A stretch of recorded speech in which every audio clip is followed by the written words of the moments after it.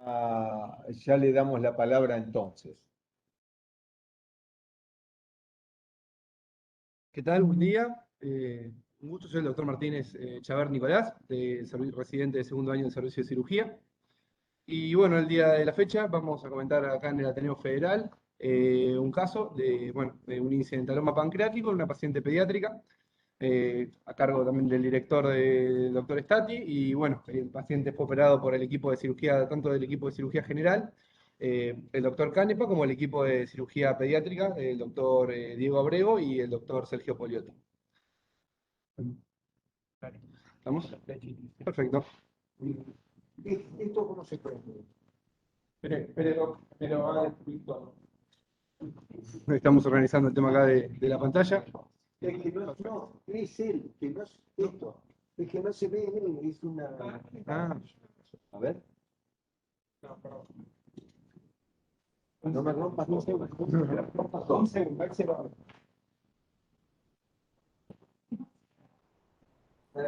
Bueno, vamos dando inicio. Comentamos el caso, era una paciente de 12 años, sin antecedentes clínicos ni quirúrgicos de relevancia, que durante la pandemia había discontinuado sus controles médicos, mismo por la pandemia, y lo que había notado la madre de la chica era un aumento de peso, sin ninguna otra sintomatología asociada, ni dolor abdominal, ni molestias abdominales, ni ningún otro síntoma. Posterior a la pandemia, reinicia sus controles pediátricos. Sí.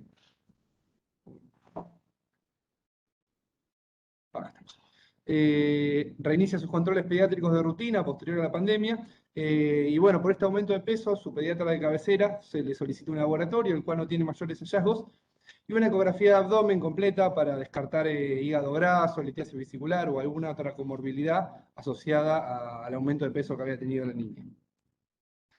En esta ecografía se encuentra con un incidentaloma. Como comentamos, no tenía ningún signo ni síntoma, ni la pediatra había notado tampoco esta lesión a nivel de la palpación abdominal.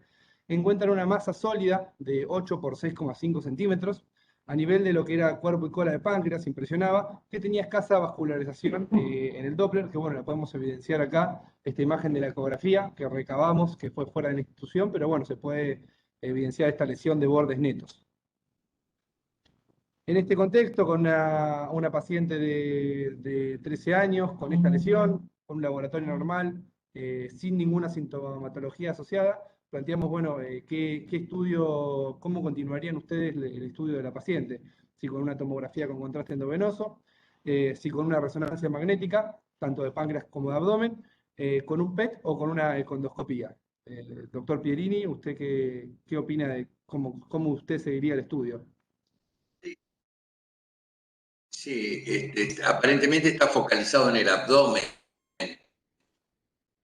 Tiene que tener una implante para descartar alguna otra patología en el animal o consecuente a otra patología en sí.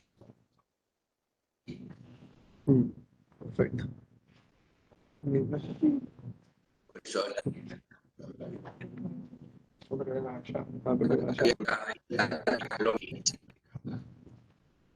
Bien. Perfecto. Bueno.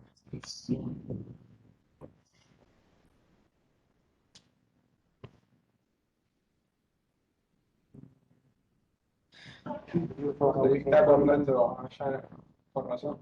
¿Nos está escuchando, doctor? Pues se escuchó cortado. Sí, lo escucho muy bien y lo estoy viendo. Lo escucho y lo veo. Perfecto, porque tenemos algunas dificultades para escucharlo aquí, Doc. Qué lástima. ¿Ahora me escuchás? Ahí se escucha.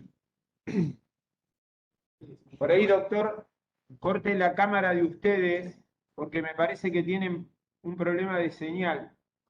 ¿Ahora No corten la cámara de ustedes. ¿Ahora me escuchás? Bueno. Sí, perfecto. Pero seguí porque estuvimos. Si puede repetir. Bueno, adelante. Aprovechemos la bonanza de la imagen. Perfecto, Doc. ¿Podría repetir lo que comentó acerca de cómo continuaría el estudio? Que no lo pudimos escuchar. No, sí, le pediría una tomografía computada en primera instancia Bien. y para descartar también o algo relacionado a esta patología, este gran tumor de cola y páncreas que impresiona, o inherente a otra patología que pudiera tener el paciente. La tomografía nos va a dar imágenes un poquito más generalizadas. Perfecto, Doc. Bueno, El lo que se estudio realizó. previo que me mostró muy Perfecto. Bueno, lo que se realizó, Doc, fue realizar una resonancia pancreática por parte de nuestro equipo, la que evidenció una imagen redonda de 7,5 por 8 por 2, 8,2 y 8,4 a nivel de lo que era la cola del cuerpo y cola de páncreas. Fue una cápsula marcada de 2 milímetros que en su interior evidenciaba áreas que impresionaban quísticas necróticas, ¿sí? Una masa sólida con estas zonas quísticas necróticas. Se encontraba la misma lesión. Bueno, en esta imagen podemos evidenciarla en un corte coronal, como se evidencia dicha lesión, eh, y se encontraba en contacto con lo que era la suprarrenal izquierda y el hilio esplénico, pero bueno, por lo que era la imagen no quedaba bien claro, sería un plano de bifurcación. Lo que sí, bueno, quedaba era bien notoria la cápsula de la lesión. Acá podemos ver otra imagen en un corte axial, donde vemos el gran tamaño de la lesión y cómo se comporta en relación con los vasos esplénicos y con el riñón, la gerota y la suprarrenal de ese mismo lado.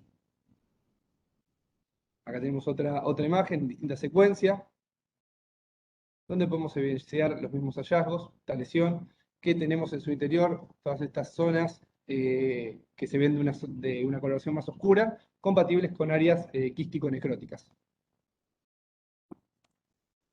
En contexto de esta lesión, con esta caracterización por resonancia, de gran tamaño, capsular, con estas áreas en su interior quístico-necróticas en una paciente joven, planteamos diferentes diagnósticos diferenciales, como el pancreatoblastoma, un tumor neuroendocrino, el tumor de Franz, carcinomas ductales o cistoadenoma y cistoadenocarcinoma. No sé usted, doctor, qué opina, o mismo sus compañeros que lo acompañan, sobre Sí, a qué diagnósticos diferenciales se orientaría más usted.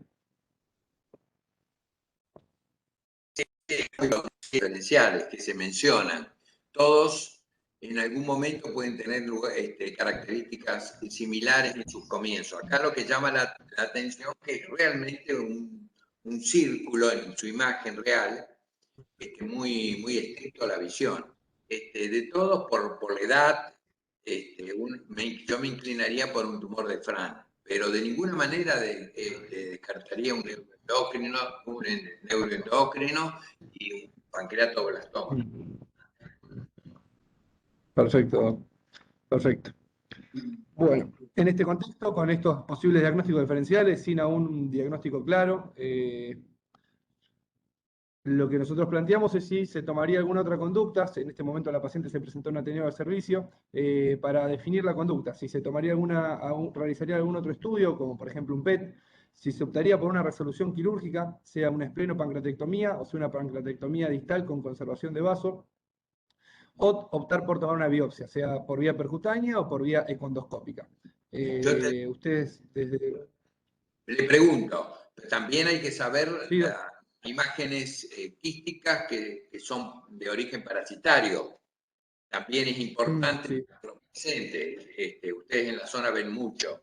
Llama la atención, repito, la característica muy típica de esto, como si fuera un quiste con una complicación interior, con distintos tipos de facelo. Pero yo creo que la videolaparoscopía es de rigor, es lo que me inclinaría, y más estudios, repito, el estudio inicial que le hice porque me permite tener una visión del tórax en su integración, el tórax, la pelvis, todo lo que implica una enfermedad que puede tener consecuencia o no consecuencia de compartir su patología con otros. Pero lo llevaría a la laparoscopía, pediría un estudio de laboratorio para descartar hidatidosis, no sé de qué zona es, pero no y la edad también es importante, chico, ¿no? Y otro estudio no le pediría. Perfecto, Doc. Bueno, nosotros optamos por la misma opción, por abordar con una laparoscopía y una eventual resolución quirúrgica. El diagnóstico Lo comentamos recién las opciones y al doctor le pareció que por la edad y por la imagen podía llegar a ser compatible con un tumor de France, pero no descartaría otro tipo de lesión. Buenos días, doctor, ¿cómo le va? Soy el doctor Abreu, uno de los cirujanos pediátricos. Quería hacer una salvedad en relación a su comentario inicial de la tomografía. La resonancia se la pedimos por consultorio externo. Nosotros en pediatría en general, la tomografía la optamos como si el diagnóstico no queda claro, si necesitamos algún dato extra, si no, tratamos de evitar la irradiación en los chicos. Y por la lesión y la ubicación en el páncreas, creímos en su momento que nos iba a brindar más información la resonancia. Sí, de acuerdo, totalmente de acuerdo, pero también yo creo que, y esto para hacer un análisis de diagnóstico, sabiendo la zona donde viven ustedes, la hidatidosis es una de las zonas y también el complemento con otros órganos puede tener, repito, de forma indirecta o directa. Pero sí, estoy de acuerdo en el sentido, si uno está convencido que está ahí y no tiene nada que ver las otras partes o con una directa, con otro estudio mucho más simple, esperar de la tomografía, sí. Pero creo que se puede haber hecho. Con respecto a al diagnóstico diferencial de la hidatidosis, la nena lo que llamaba francamente la atención era que estaba absolutamente asintomática, sin ningún tipo de antecedente patológico previo que pudiese hacer sospechar algún tipo de diagnóstico diferencial con respecto a patología infecciosa o parasitaria, y además es de hábito de ciudad, no es de hábito de campo, no tiene antecedentes de haber estado en el campo. Eso por ahí aleja un poquito la posibilidad de la hidatidosis como diagnóstico diferencial. De igual modo, el planteo, al margen del cuadro, si hubiese sido o no la hidatidosis, era cómo seguimos acá, una vez que tenemos la posibilidad de que esto sea un tumor de páncreas, si seguíamos con la resolución quirúrgica o avanzábamos con algún estudio más. En la reunión de servicio, cuando lo compartimos con el servicio de cirugía general, todo esto, porque vale decir que esto no es una resolución de uno solo, sino de todos, se planteó la posibilidad de hacer una estadificación de la paciente previo a una eventual resolución quirúrgica o aborde laparoscópico inicial, y se optó por, se definió hacer un PET. Por cuestiones técnicas no se pudo lograr, se hizo una tomografía ahí en ese momento, teniendo en cuenta la posibilidad de que si esto sea un tumor maligno, poder tener una estadificación previa a la cirugía, y la tomografía en ese momento dio normal. Hago esa salvedad como para cerrar esta primera parte de la discusión, así el doctor puede continuar con la presentación. Y ahí el doctor Stati quiere dar un comentario. Perdón. Con respecto al tema de la discusión, me interesa el punto hidatidosis. En una chica de 12 años, uno debería encontrarse como máximo con un quiste de tipo 1 o 2 o 3, pero nunca 4. Este sería, porque es de aspecto sólido, en la ecografía y en la resonancia es sólido. No sería lo esperable para una hidatidosis de una persona joven. Incluso muchas veces la gente más grande también vienen con quiste tipo 1. En general es tipo 1, a veces tipo 2, 3. Y el 4 y el 5 son bastante menos infrecuentes. Y con respecto al diagnóstico presuntivo, yo me inclinaba por pensar que era un pancreatoblastoma, porque lo veía muy sólido. Los pocos pacientes que uno ha visto de esto, y por eso estaba, digamos, en su momento en auge el nombre de tumor sólido quístico, es porque se presentaba muchas veces con la duda, digamos, de forma bastante heterogénea, con bastante quiste. Y los que yo he visto eran así. Y por eso un poco que pensé que no era un tumor de France, que era demasiado sólido y que probablemente fuera un pancreatoblastoma, que por otro lado es de peor pronóstico que el tumor de France, ¿no? Quería agregar eso, Tucho, con respecto al tema de, más que nada, de la hidatidosis. Y muchas gracias. Bueno. Bueno, vamos a ver el video de la cirugía.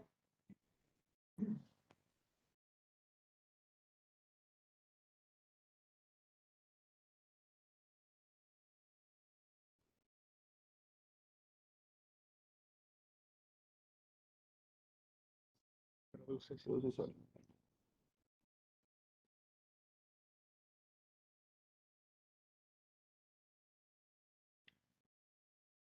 Bueno, inicialmente se realizó una laparoscopía en la cual no se evidenció otras lesiones en la cavidad abdominal, se abordó la transcavidad de los epiplones, donde se evidenció la lesión que veíamos en las imágenes, una lesión redonda del tamaño ya comentado. Se inició la disección de la misma con bisturí armónico.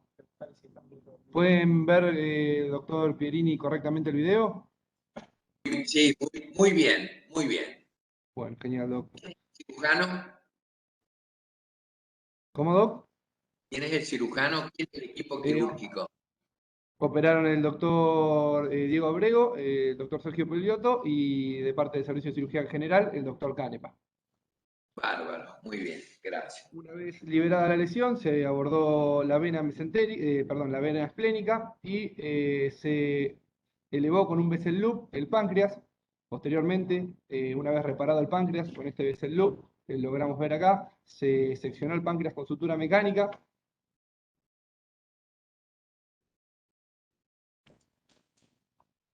No se rompió la cortina. Y posteriormente se seccionó el paquete, tanto vena como arteria esplénica, también con sutura mecánica.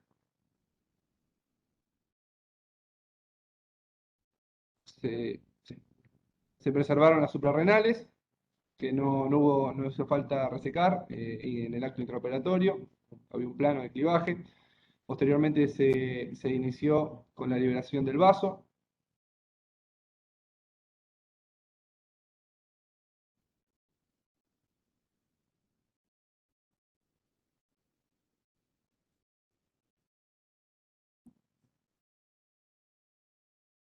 Se seccionaron algunos vasos cortos también durante la liberación del mismo. Se inició por el polo inferior. Vasos que previamente fueron clipados. Una vez liberada toda la lesión pancreática, junto con la cola del páncreas, se guardó en una bolsa protegida y se procedió a nivel de lo que era el remanente pancreático a realizar una sutura de refuerzo, de sutura manual, de refuerzo de esta sutura mecánica.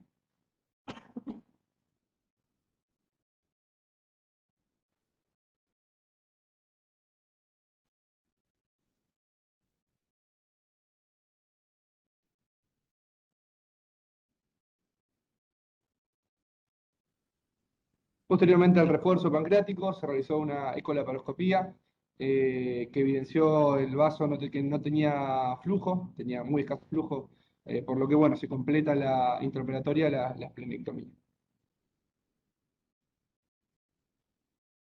El vaso también se extrae en bolsa protegida. Se extrajeron ambas piezas por una incisión Fanstein pequeña y se colocó un drenaje a nivel del lecho quirúrgico. Si hablan, pueden seguir. ¿Lo pudieron ver bien? ¿Pudieron ver bien, doctor, el video? Sí, yo quiero hacer referencia. La edad del paciente, ¿me escuchás? Sí, se escucha bien, doctor. La edad del es muy importante. Yo quería saber si no se podía conservar la arteria y vena esplénica.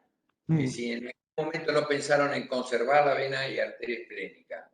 Eso en primera instancia, porque la pérdida del vaso va a incidir en su parte inmunológica, casi seguro. Segundo, los vasos cortos, vi que llegaron unos cuantos vasos cortos, porque sabemos muy bien que a través de la gastroepiploica izquierda se puede conservar la vitalidad del vaso. Son las distintas técnicas de conservación del vaso que hemos hecho un trabajo muy interesante y publicado a raíz de la necesidad de conservarlo, entre comillas, si se puede, sobre todo en pacientes jóvenes. ¿Qué se hizo o qué intención se tuvo o si se pensó en algún momento en tratar de conservar ese vaso? Doctor Pierini, en la discusión inicial del planteo quirúrgico que se hizo para planificar la cirugía de esta nena, de inicio se consideró la extracción del vaso, ya hacer la esplenopancreatectomía. De hecho, recibió absolutamente todas las vacunas, los controles con infectología y todo previo a la cirugía. Teniendo en cuenta, ya el plan inicial era extraer el vaso. ¿Por De hecho, qué? ¿Por qué está el plan inicial? Está bien, porque está bien las vacunas, todo, pero ¿por qué uno tiene que, sabiendo que tiene 12 años, ¿no? sí, no, por supuesto. En realidad, el planteo venía en lo que después nos encontramos en la cirugía, que era el contacto que tenía el tumor en relación a los vasos del pedículo esplénico. De hecho, en la suprarrenal, que parecía estar en contacto, después cuando hicimos la cirugía no hizo falta entrar en la fascia de Querota y se conservó absolutamente, no hubo necesidad de sacarla. De hecho, en la primera, cuando estábamos intraoperatorio, en la primera etapa de la cirugía, nosotros cuando hacemos el control ecoendoscópico para ver si había alguna posibilidad de poder separar los vasos del pedículo esplénico del tumor, ya por ecoendoscopía nos mostraba que iba a ser muy difícil. Después la cirugía, así fue tal cual así, e incluso cuando hacemos la primera ligadura de los vasos, o sea, hacemos del control del pedículo esplénico, cuando hacemos la sección del páncreas, volvemos a repetir la ecoendoscopía y ya el vaso estaba con un hipoflujo marcado. A todo esto se suma el hecho de que el plan inicial era extraer el vaso, se continuó con la esplenectomía. Hubo una intención, principalmente el doctor Canepa intraoperatoriamente lo planteó varias veces, se intentó, pero la realidad es que estaba muy comprometido el hilio esplénico con el tumor. Bueno, es una de las causas cuando uno piensa que el tumor es maligno o el tumor tiene un compromiso firme. Bueno, pero hoy hay que tratar hoy siempre, la conservación del vaso tiene que estar dentro de los planes, dentro de la planificación con probabilidades de realizarla. La hipofunción del vaso no implica la necesidad de la exéresis, de la esplenectomía tampoco. Por eso, a través, repito, los vasos, los vasos cortos, el origen de la gastroepiploica izquierda, las ramas cortas que van a dar la irrigación generalmente del polo superior y medio, y que a veces nos hacemos una sorpresa, una hipofunción. Uno ve, acá parece verse en la imagen que ustedes muy bien la dan. Bueno, no se pudo, no quiero ser reiterativo, pero no se pudo porque estaba pegado al tumor. Perfecto. Pero en general hay que tener ese concepto también de conservación del vaso. Es importante el aporte y la discusión también, el por qué. Gracias. Bueno, como dijimos, la pieza se extrajo por una Feinstein. Podemos ver acá la pieza quirúrgica, el tamaño que tenía, tanto su cara anterior como su cara posterior. Y podemos ver también el vaso. Acá vemos ambos desde su cara posterior. En el postoperatorio, la nena tuvo una muy buena evolución. Requirió intraoperatorio 2 unidades de glóbulos rojos Posteriormente a la cirugía, ingresa a la terapia pediátrica con ventilación espontánea, nunca requirió ARM, se estuvo mismo en quirófano, no requirió tampoco inotrópicos en el postoperatorio, una canulita de oxígeno nada más las primeras horas. Al primer día postoperatorio, los terapistas pediátricos indican 2 unidades más de glóbulos rojos. El segundo día ya inicia con líquidos, tolerando muy bien los mismos. El drenaje nunca tuvo mayor débito, siempre fue escaso, de los drenajes quirúrgicos. El cuarto día inicia con la tolerancia de la dieta, la cual tolera, y el quinto día ya se le da de alta hospitalaria. En el seguimiento por ambulatorio, a los 30 días, presentaba ya muy buena evolución, sin dolores abdominales, sin molestias, laboratorios de control quedan normales y ecografía sin signos de complicación en el postoperatorio. Así que bueno, podemos decir que está con una muy buena evolución la chica en el postoperatorio. También el seguimiento por infectología, por el tema de los gérmenes capsulados y todas las vacunas que se les dieron. Una referencia exclusiva a todo esto. Nosotros en general somos muy adictos al drenaje, en general en todas las patologías que esperamos. Pero en esta particularmente hemos visto a veces fístulas o drenajes pancreáticos en el tiempo, no hablo de muchos días, pero por lo menos más de 7 días hemos tenido la necesidad de poner un límite inferior para no sacarlo, porque hemos tenido pacientes con esta cirugía, por otras patologías también, y que nos hicieron una fístula prolongada en el tiempo. Y el mismo drenaje nos sirvió como para que se agotara y después pudiera tener buena evolución. O es una referencia a lo que nos pasó a nosotros. No, una salvedad con respecto a la diapositiva anterior. La extracción del drenaje fue al 10º día. Fue lo hicimos en consultorio, por ambulatorio, no fue al 5º día. Eso fue un error mío de tipo. Perfecto. Sí. Fue por ambulatorio en el consultorio. De hecho, se discutió cuándo sacarlo, esperamos que la nena tolere bien, se movilice en casa y todo, y recién ahí lo sacamos. Punto a la referencia. Bueno, esta es el abdomen de la chica, que bueno, una chica joven, también priorizar la parte estética, una pequeña Feinstein, el resto de la serie de los trócares con muy buena evolución, casi sin cicatrices. Y bueno, llegamos a lo que era el resultado de la anatomía patológica, que evidenció a nivel de cuerpo y cola de páncreas una neoplasia sólida pseudopapilar de 9,5 por 7 centímetros con márgenes libres de resección. Tenía marcadores positivos de citoqueratina, sinaptofisina, CD10, ciclina D1, progesterona y un 7% de células activas en el Ki67, que era un porcentaje bajo de atipía. Los ganglios eran todos negativos, que se extrajeron junto con la pieza quirúrgica, y el vaso no tenía infiltración neoplásica, tenía solamente congestión vascular a nivel de la histología. Llegando un diagnóstico del equipo de anatomía patológica de un tumor de France o neoplasia sólida pseudopapilar. Vamos a ver algunas imágenes acá que nos facilitó el equipo de anatomía patológica, un mayor aumento donde se ven todas estas zonas pseudopapilares con células estromales y células también epiteliales, las cuales no muestran signos de atipía citológica, lo que nos aleja, nos da la pauta de que era un tumor borderline y no maligno.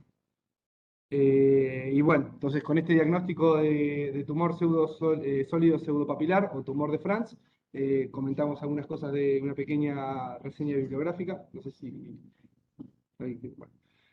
hablamos de que es un tumor descrito en el 59 por Víctor Franz, un patólogo, es una lesión que en el 85% de los casos es tipo borderline, un pequeño porcentaje, que es un 15%, puede llegar a tener malignidad histológica con células atípicas, y en este caso se hablaría de un carcinoma sólido pseudopapilar, que son muy infrecuentes.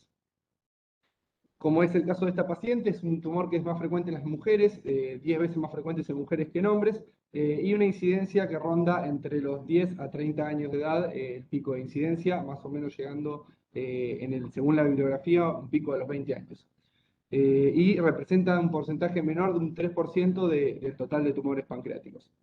Se origina a nivel de células acinares, pluripotenciales, y se habla de esta posible influencia hormonal que tienen. Son tumores que muchas veces son positivos, sus receptores a lo que son los estrógenos y los progestágenos. También por eso también se habla de que son más frecuentes en mujeres. Lo que es la macroscopía, suelen ser tumores de gran tamaño. Hay bibliografía que habla que son más frecuentes en cuerpo y cola. Otra bibliografía habla más de cabeza y cuello, que igual lo vamos a revisar ahora, con algunas revisiones bibliográficas. Suelen tener esta cápsula fibrosa, característica, como tenía esta paciente, una cápsula de 2 milímetros. Y bueno, como comentó el doctor Stati, tienden a formar zonas de cavidades internas, que no son quísticas, sino que son zonas de necrosis que tienen estas características, que forman estas cavidades, como podemos ver al nivel de esta sección, de este tumor, que tomamos un libro de anatomía patológica, donde se ven estas zonas que impresionan quísticas, pero en realidad son zonas de necrosis. Clínicamente, los pacientes con este tipo de lesiones suelen mostrarse asintomáticos o con molestias inespecíficas o dispepsia, dolor abdominal. Más o menos la mitad de los pacientes se presentan de forma asintomática y la otra mitad suelen tener algunos síntomas vagos. Es poco frecuente que generen ictericia y alrededor de un 40% de los pacientes pueden llegar a palparse la lesión. El tratamiento es quirúrgico, primera línea de tratamiento es la resección completa con márgenes libres de la lesión, que se logra en la gran mayoría de los casos, aproximadamente en 90% puede uno intentar realizar una resección. Otra opción de tratamiento es la quimioterapia con cisplatino, 5-fluorolacilo o gemcitabina, que se puede dar en caso de tumores que sean irresecables, que hayan tenido un mayor tamaño y mayor progresión, o en caso de resecciones incompletas. Pero bueno, no es lo estándar en este tipo de patología. Tiene una muy buena sobrevida, al ser un tumor borderline, que no suele generar afección a distancia, de aproximadamente un 95% a los 5 años y una tasa de recurrencia baja del 10% a los 5 años, que generalmente en caso de resecciones incompletas. Como toda patología poco frecuente, a veces es medio complejo encontrar series de casos con muchos casos, pero encontramos 2 series de casos, una peruana y una china. En el caso de lo que era la serie peruana, que fue publicada en el año 2008 por el Instituto Nacional de Enfermedades Neoplásicas de Perú, que tomó todos los tumores de France que habían tenido en los últimos años a nivel de todo el Perú, y habían tomado, bueno, los tacos histológicos y las historias clínicas. Fue un estudio retrospectivo. Lograron juntar 28 casos. De estos 28 casos eran un 3,7% del total de todos los tumores de páncreas que habían tenido en este periodo.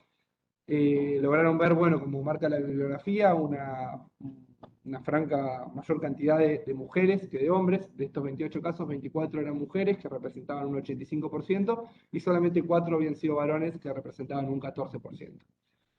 El promedio de edad fue de 25 años en esta serie de casos, y la mitad de los pacientes al momento del diagnóstico se encontraban asintomáticos y la otra mitad se encontraban con dolor abdominal. 2 de los pacientes de los 28 presentaron metástasis y uno solo falleció por progresión. En esos casos se asumió que eran carcinomas pseudopapilares. El tamaño promedio al momento de la resección quirúrgica fue de 10 centímetros y, a diferencia de lo que marcan algunas otras fuentes bibliográficas, notaron que era más frecuente su localización a nivel de la cabeza de páncreas, por lo menos en su serie de casos. Esto fue publicado por el Instituto Peruano, la revista Gastroenterología de Perú. Habían sido desde el 98 hasta el 2008, había sido el periodo que habían juntado los casos. Eran 10 años. Y otra serie de casos, que era un poco más escueta la cantidad de años, pero habían juntado muchos casos, era una serie china, que la hicieron en el Instituto de las Enfermedades del Páncreas de Shanghái, que es un centro de derivación de alta complejidad, donde se tratan puntualmente enfermedades pancreáticas. En este estudio retrospectivo, desde el 2002 hasta el 2007, y en estos 5 años, habían tenido 26 casos durante este periodo, un centro de derivación con mucha casuística. De estos 26 casos, 22 habían sido mujeres, 4 hombres, así que bueno, seguían más o menos con los mismos porcentajes de predominio femenino. El promedio de edad fue un poco más alto de lo que marca el resto de la bibliografía, con un promedio de 32 años. Los pacientes más jóvenes habían tenido 15 años, y el paciente más añoso, que es llamativo, una paciente de 64 años. De estos 26 casos, 14 fueron en la cabeza y cuello, y 12 en cuerpo y cola. También mostraron una mayor cantidad de casos a nivel de cabeza y cuello. El tamaño promedio que notaron era un poco más pequeño que la serie peruana, un tamaño promedio de 6,25 centímetros, y lo que planteaba, que no habían planteado la serie peruana, que era interesante, era cómo realizaron la resolución quirúrgica de estos casos. De los 26 casos, 8 se le hizo una DPC, a 10 se le hizo una pancreatectomía distal, de las cuales 6 fue con conservación de vaso y 4 fue con esplenectomía. 6 pacientes se le hizo una resección local, una enucleación, a un paciente se le hizo una pancreatectomía central y a un paciente se le hizo una pancreatectomía total. Así que bueno, estas son las 2 series de casos más grandes que encontramos en el contexto, bueno, de una enfermedad poco prevalente. ¿Quieren un comentario? Simplemente que es un tumor que en 1959 el patólogo Virginia Lantin-France lo describe por primera vez y es presentado científicamente, y la Organización Mundial de la Salud en 1996 le pone, ya lo tutoriza a los tumores con esta característica como tumor de France, en homenaje a quien lo había descubierto y descrito muy bien. Simplemente eso. El resumen que usted hizo es muy completo y el caso realmente nos deja muchas enseñanzas, como siempre. Yo quería comentar dos cosas. Una, que en los chicos, incidentalomas benignos no es frecuente. Uno debería pensar, si se repitiera un caso igual, en que las dos posibilidades más frecuentes son tumores, digamos. Aunque este sea un tumor borderline, recidivante en principio, pero no tan metastasiante, igual es un tumor potencialmente mortal. Y a mí me parece, yo no estaba tan de acuerdo cuando plantearon conservar el vaso, porque a mí me parece que tanto uno como otro es más el riesgo de, aunque sea como planteó aquí, un 10% recidiva, aunque fuera un 10%, es mucho más que el riesgo que va a tener de sepsis a largo plazo. Antes, cuando no se vacunaba, se hablaba de menos del 1% en toda su vida, digamos, los pacientes esplenectomizados tenían riesgo de hacer una sepsis fulminante. A mí me parece que es más el riesgo de que recidive, y no estaría muy de acuerdo como acá plantean de resecciones locales. Hay resecciones locales en la serie de Shanghái. No me parece que hay que minimizar los tumores, y en los chicos tampoco, porque digamos, el impacto final, si es que le toca estar dentro del grupo recidiva, no es tan bueno. Con respecto a la técnica, acá prefirieron Diego y Abrego y Canepa empezar porque en realidad pensaban conservar el vaso. Yo hubiera sido de la idea de ya ir con la idea de no conservarlo y empezar movilizando del vaso hacia, es decir, de distal a proximal. Yo prefiero generalmente hacerlo así. Y la otra posibilidad que también hubiera pensado, acá en este caso no hubo hemorragias, pero cuando son tan grandes las lesiones que se van a manejar, uno pierde un poco el control de los vasos, digamos, se ocultan detrás del tumor y uno puede estar expuesto a tener hemorragias. Y yo hubiera pensado hacer una técnica de mano asistida también. Lo planteo como posibilidades, digamos, para el abordaje. Yo en principio no estuve en esta cirugía en especial, así que bueno, me imagino que les habrá sido suficientemente fácil, quiero decir, accesible, pero bueno, son las cuestiones técnicas. a tener en cuenta. No sé cómo lo hubieras abordado vos, Tucho. Sí, la referencia que hace Miguel es precisa y estoy totalmente de acuerdo. Yo creo que ante la menor duda, o mano asistida, o si la hemorragia supera al campo laparoscópico, ni dudarlo. Chico, grande, anciano, siempre hay que tener presente la vida del paciente ante todo. Después, en general, yo tengo operado y operé en el hospital algunos gente de 13, 14 años con tumor de Fran y otros que no me voy a olvidar por recidiva, como bien dices, tuvo las consecuencias naturales de recidiva una persona joven. Pero me parece muy buena todo lo que se dijo porque nos enseña, primero, a tenerlo presente siempre, segundo, a tener una idea de lo que pasa en los otros órganos también, porque no solo se limita al estómago, tiene un porcentaje de malignización muy pobre, pero siempre hay que pensar que el tamaño es lo que dan los síntomas por compresión de otras estructuras, ya sea estómago, duodeno o vasos, es la manera de llamar la atención para ser llevado a un estudio ecográfico y hacer el diagnóstico.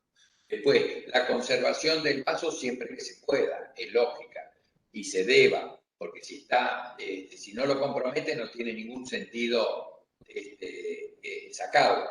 Si lo compromete, por supuesto que sí. Si uno tiene dudas tienen siempre un margen de espera que también es apto esperar en un chico joven, porque es cierto, las complicaciones de la recidiva son reales, pero las complicaciones también de los problemas inmunológicos también no escapan a la otra realidad. Y Miguel, y yo tengo que hacer referencia a los trabajos que hemos publicado algunos casos de tumor de Fran que hemos tenido, fue por pocos casos, pero nos dieron alguna enseñanza que siempre vinieron acompañados de estos síntomas de compresión. Y segundo, la importancia de no llegar tarde, porque en general nos encontramos con estas masas muy, muy importantes, con ya compromiso, y bueno, nos obligan a sacar otros órganos vecinos, ya sea por incidencia del proceso inflamatorio o por necesidad quirúrgica. Creo que este caso ha sido espectacular porque nos permite repasar algo que no es frecuente.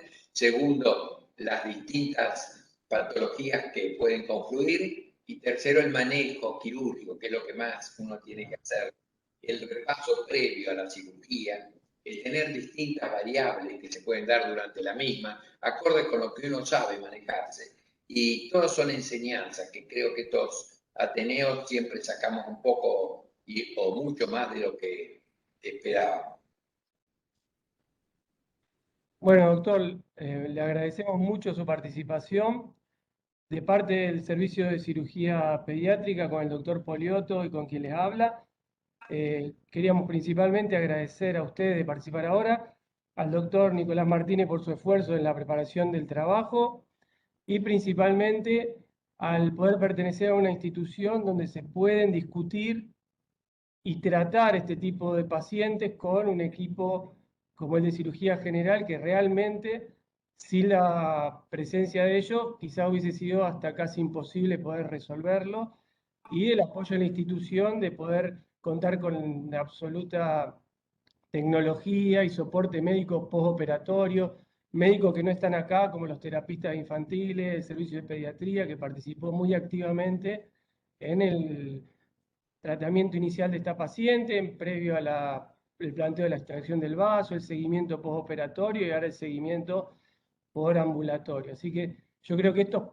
casos muy raros requieren de un tratamiento y un seguimiento multidisciplinario que cada uno aporte en donde mejor se siente y se desarrolla para que la paciente, en este caso una paciente de 14, 13 años, esté en su casa y haciendo su vida normal.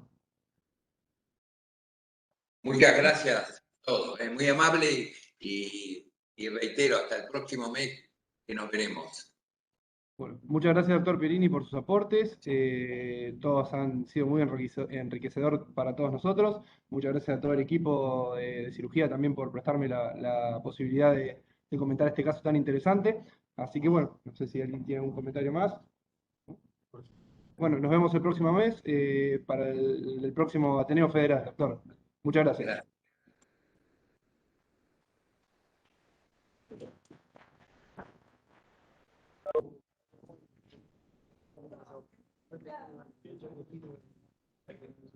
Muy bien.